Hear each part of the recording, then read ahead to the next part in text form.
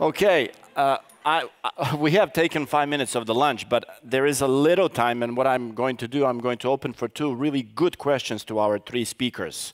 So think before you speak. I'm not going to say anything, so if I could just invite back our 3 speakers for 9, 8 minutes of, yeah, I see one hand there, and I see the second there, okay? If you can just give them. And I just tried to summarize this, but it was impossible. But I found this line. It's all about human social gathering in the public realm in a radically changing geography where the city works as a physical, economic, and networking framework. Maybe. Okay, but it was beautiful 3 speeches. So we go to the first gentleman. Oh, it's not working. It's working. Okay, now. I'm Hillel Shoken from Tel Aviv. I want to make a comment on what Bruce Katz was talking about, the innovation district. When I hear the word district, I see a red light, because I hear zoning. I think the nice thing about cities all over history was that they were innovation districts until the Industrial Revolution. And the process you described, in fact, was the ruination of the city by bringing industry separately and then separating other aspects of the city. And now the innovation district is the latest buzzword. I think the best thing urbanists should do is think of cities as innovation districts. Thank you. Yeah, we are clearly not trying to promote sort of these exclusive hubs and enclaves, because if you think about not just city economies and metro economies, these hubs are really platforms for much broader manufacturing, services, and so forth. So the most important thing, and this is why this really needs to be a collaborative effort, we are observing something that is basically being produced not by zoning and not by land use, but really by market and demographic forces and dynamics.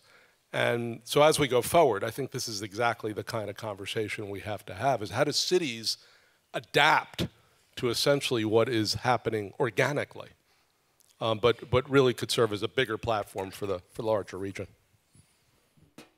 Thank you. My question is also for Bruce. How do we apply the concepts of the innovative districts to the challenges of the developing nation? Well, I think the challenge we have globally is a lot of these place-making trends, whether they're innovative or otherwise, are almost like idea viruses. So when I go to a lot of developing countries, I go to their financial districts or I go to their university districts, they seem to have copied something from the United States or from Europe circa 1970. It's spatially removed, it's auto-dependent. I mean, I could just go on, but we're running out of time. So I think this new trend, new dynamic, which again is organic, not government delivered, is something that when we're talking with cities in Asia or in Africa or Latin America, and we're observing essentially the manifestation of trends from 30 or 40 years ago, this may be a way to recapture the vitality and vibrance and inclusivity of the city. But we're still playing out an old dynamic in many of these developing cities, while in the mature economies, we're really inventing perhaps not a new dynamic, we're almost returning to the source of the vibrancy of the city. I decided to give 3 more. 1, 2, 3. Okay. Professor Fleischer, you're not that different from everyone else, I think. That first slide of the Agora in Athens is always my first slide. When we talk about markets and about mixed use, and as a matter of fact, the market in that Agora was the very first market in the world. And the amazing thing is, and in Athens, that same market still exists at the foot of the Acropolis. So I think from your history, and to what Bruce says, and to the things that Eva does with the KISS, it's all been done before, and we can really learn from the past and from the current, from around the world. And I want to thank you all for a great session. And where are we going to go from here, I guess, really is the question. Thank you. Yeah. We got one more there and one more there at the end.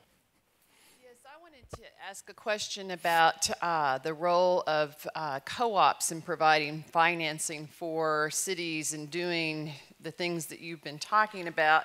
And when I say co-op, I'm talking about a different model for financing things, which is that the people who own it is a for-profit entity, but the people who own it are owners, and they elect a board, and the profits are reinvested according to their wishes, not in terms of shareholders.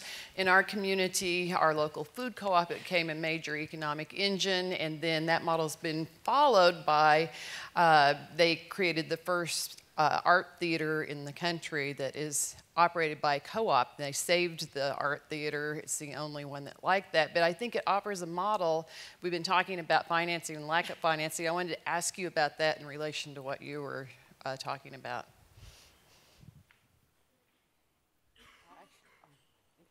Is it still working? Yes? Yeah, okay. I was hoping you were going to ask that question. Because I'm not sure if I can really answer it very well. But again, if we go to the past in Holland, which I hope is going to be the future as well. In the 17th century, we had like this period of the embarrassment of riches. You know, that the rich people were building courtyards for elderly people or widowed people, and the people were allowed to be on the board, and they managed to get the grounds from the government because they had these statutes binded on these courtyards, so it can never change. They still exist, which I think is really interesting to sort of set up. But that's how maybe the rich people and the co-ops that we set up, well, it's all our own effort and investment. And I don't really think money is a problem. I think it's about if you have enough people to organize it well, and I think this is really important with the future of places, that we should create this awareness. The future cities don't go for the linear model of growth. So, well. Okay, thank you, Eva. One more, and I'll give the last word to Fred, but one before that. Thank you. I'll let Jerry decide whether my intervention is a comment or a question. I heard you say that public spaces is not necessarily an outgrowth of urbanism, but that it's indeed a basic human need. I consider that very powerful. So fast forward to where we are today. You don't look as old as you sound, but anyway. Fast forward to where we are today. What do you think? And I'm so happy you have that knowledge and connection with East Africa, Swahili. What do we do with governments that are heavy-handed and wants to cut up public spaces for economic use? How many more Wangari Maathais shall we have to sacrifice to protect Uhuru Park? Thank you. I think maybe I should leave it as a comment. I don't know. I don't have a solution. I don't have an answer. I do think I mostly work in Tanzania, and I spent a lot of time in Dar es Salaam, and Dar has grown. 20 years I've been working there. Dar has transformed massively, and one of the things I think that I've seen that's been a problem there is the development of the destruction of very vibrant. Especially there's a Indian community in Dar es Salaam with a very vibrant old neighborhood, and many of those houses have been condemned and just seized by the government to build skyscrapers and taking out this very vibrant street life. So I think this is a real problem. I think for African cities in particular. I mean, I noticed that there's no innovation districts in African cities, and I think. I guess my contribution would be I think that there's a lot that we can learn by looking at the form and the use of African cities pre-colonial as a way of thinking about some of the ways to move forward for the future, not just adopt sort of generic Western urban models and impose them onto these places. But they're very big problems, I agree. Okay, thank you. And the last word goes to Fred Kent of Project for Public Spaces in New York. So, Eva and Bruce, you're both in very different worlds, but they're so much alike. And then when you add, say, a Detroit, you know, where you're moving away from government and the controls of government to a new form of incubation, innovation, and creativity. Your turn to say something. Yeah, there are much bigger kisses now. No, I mean, I'm always asked in the United States, you know, when I make a presentation, what should the mayor do? And it's just a very quizzical question to me, because this is not being driven by government.